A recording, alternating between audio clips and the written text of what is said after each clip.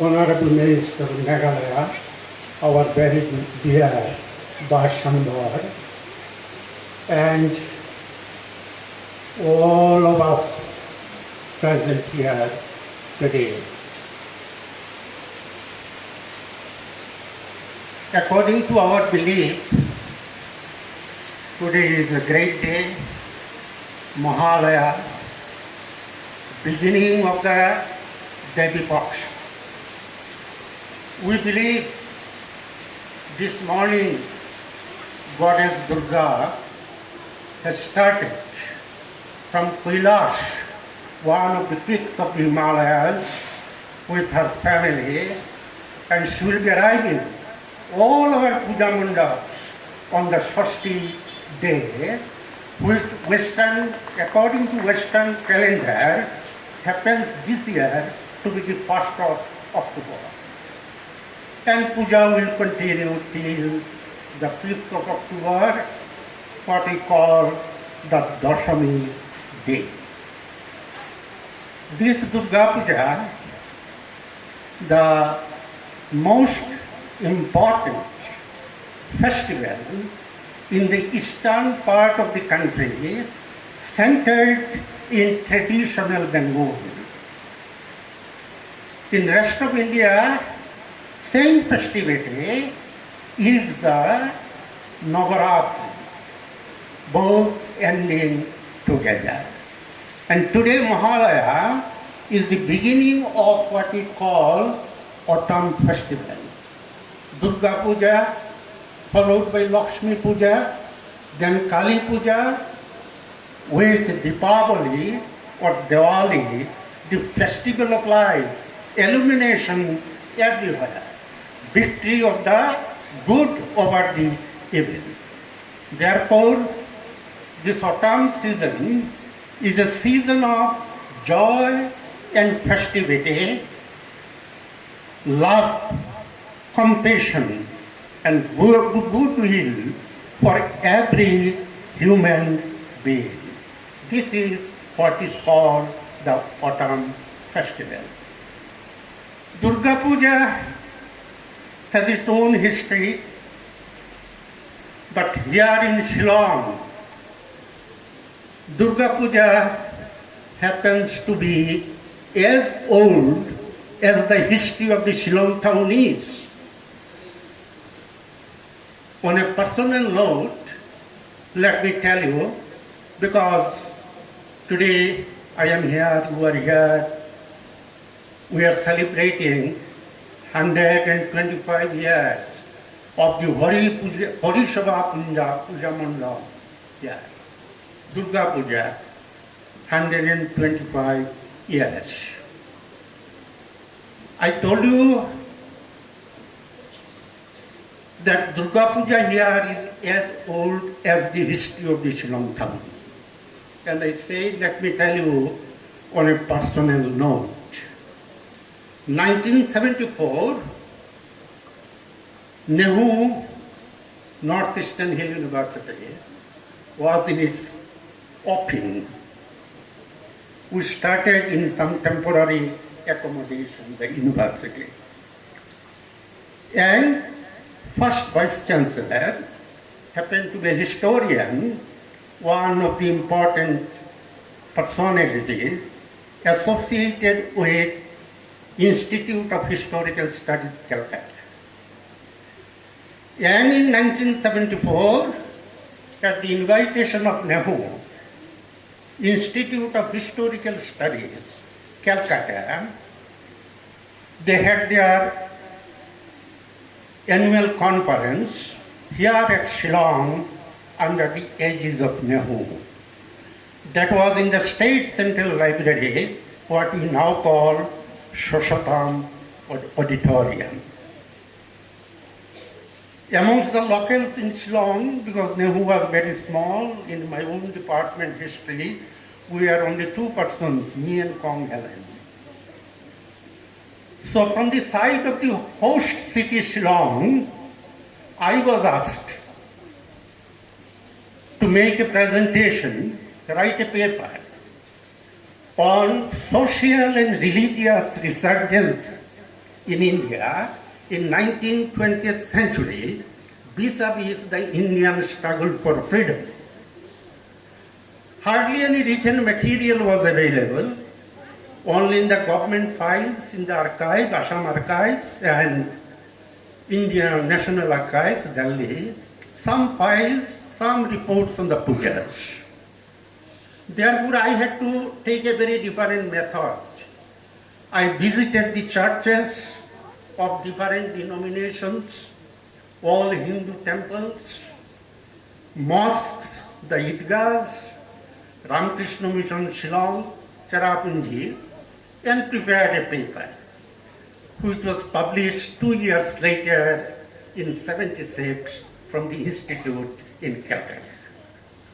Now there I noticed beginning of the history of the Shillong town, how it started. In our welcome address it was mentioned Laban was the center.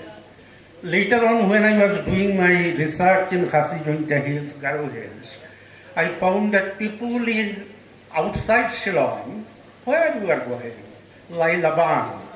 So Shillong was known. I began my teaching career in Juai Government College at the time of Assam government. Through Assam Public Service Commission, I was cadred in Assam Education Service, had my first posting there. And there in Juai, I picked up the local language, and I used to find that, one bus in the morning to Shillong and one in the beginning back. That was the communication between Shillong and Juai. And everybody like Laban. He's coming to Secretariat, he's coming to GC office, he's coming to Police Bazaar or anywhere. But everybody going to Laban. That was because heart of the Shillong urbanhood, it started here in Laban. How Shillong started?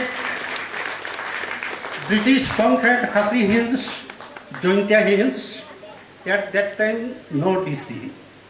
DC was from 1861.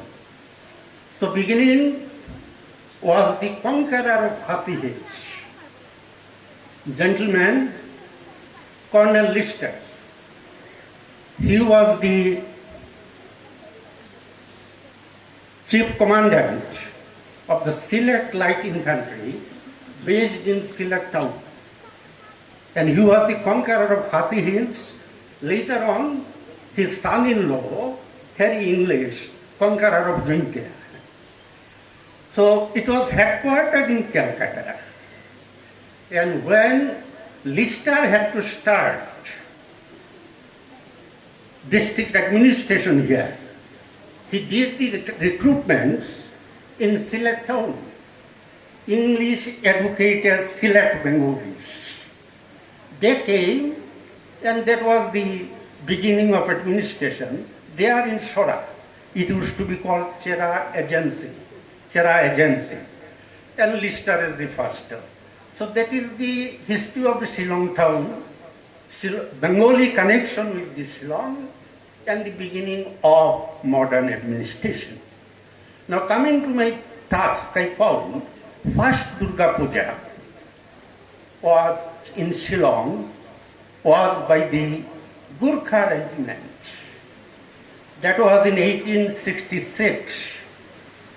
There are 2-3 other temporary pujas started for some time, few years on, and many more may be coming and come and go kind of thing. Nothing became permanent. 1896, Laban Hori Sopa Puja Mandal, first puja, and that makes the 150 years. As I said, no, not much of written material. But what I did was, here in Laban, I used to stay in Laban at that time. My uncle was here, my elder brother, we are all central government employees. And I had my connections. There were elderly people, very old residents. Particularly, you may be remembering my own uncle-in-law, Dr. Bhattacharjee, one of the very old residents.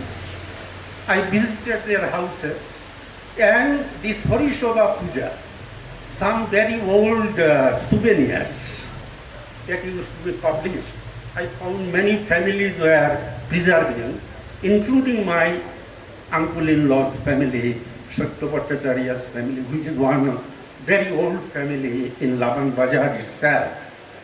So it is from there. And this is a permanent puja and going on since that time. Next, living puja. So this is the oldest, historically oldest living puja of Shillong, Horishobha Puja Mandap. Next living puja, Thana Road, Jagannath Bari, 1901. 1907, Police Reserve, that also continues. 1914, Jail Road Puja Mandap, that also continues. 1922, Laban Namghar, 1922. 1925, Lower Jail Road Namghar. 1928, Rilbong Puja Mandap. 1937, Ramakrishna Mission. So these are the old Durga Pujas of Shillong. Now to tell about this Durga Puja, as I said, it is a festival of all. And Durga Puja became a mass festival not very long ago. Durga Puja is very ancient, but it was in the temples, in the houses of the big landlords and the big businessmen. But how Durga Puja became a mass festival, a festival of all, a festival where religious ritual is only a part. More important part is its cultural appeal and the combination of culture of different religions, different communities, different identities. Because Durga Puja became an open puja in public pandal, beginning with the Indian awakening, which led to 19th century beginning of the freedom struggle in India. Because they are in first open puja. Let's remember, first open Durga Puja. Old puja in the Raja family, big zamindars used to be called Rajas. Raja of South Kolkata, Raja Narendra Krishna Dev Bahadur. Of course, in their house, puja used to be even earlier, record says. But 1767, he did it for the first time, opened it to the people. Outside the house in the courtyard, very big pandal was constructed. And people were allowed to enter and take a view of that. Robert Clive, conqueror of Bengal and the first governor of Bengal, was the chief guest in that function, in that puja. But gradually with Indian awakening, puja got a name, Sarvajanin, meaning all communities. With the mandap in the pandal, there must be a stage. Jatra, theatre, cultural varieties, all these things will be there. And what will be the dramas for Jatra or for the theatres? Palashir Juddha, Sirajudullah, Rana Pratap, Chhatrapati Shivaji, Tipu Sultan and the like. Meaning those who fought the foreigners. It started injecting national ideas and strengthening the national movement. Not for puja, other religious community, they have nothing to do. But for cultural function, they will come. I told you that only in the government files we get some records of the pujas. Why? Why puja should go in the government file? The reason is 1905 partition of Bengal, followed by anti-partition movement called Swadeshi. Therefrom started big leap for the Indian national movement.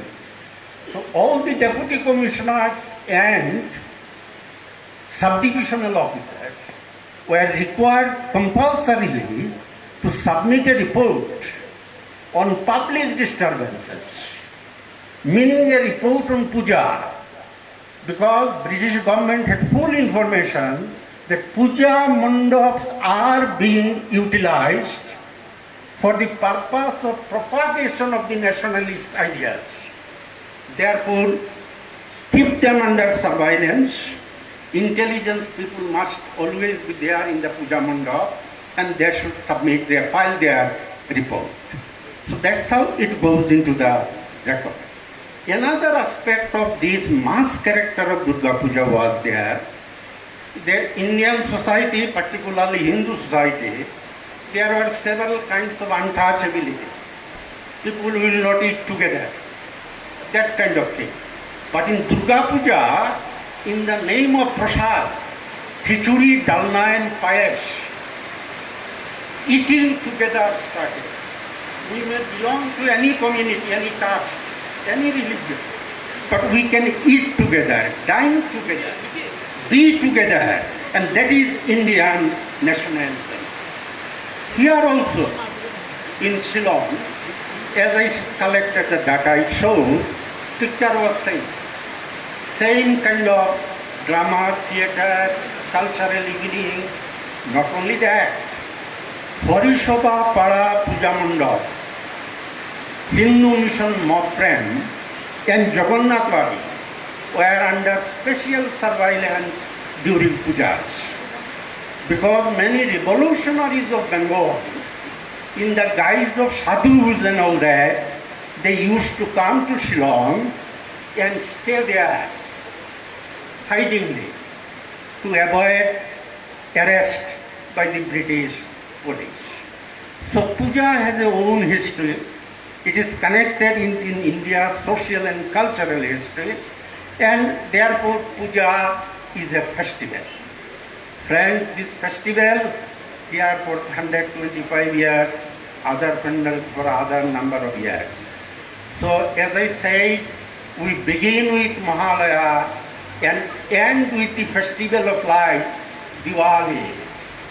So this is the season autumn, my hearty autumn greetings to all of you, and I wish all of you very, very happy pujas. Thank you, thank you, thank you.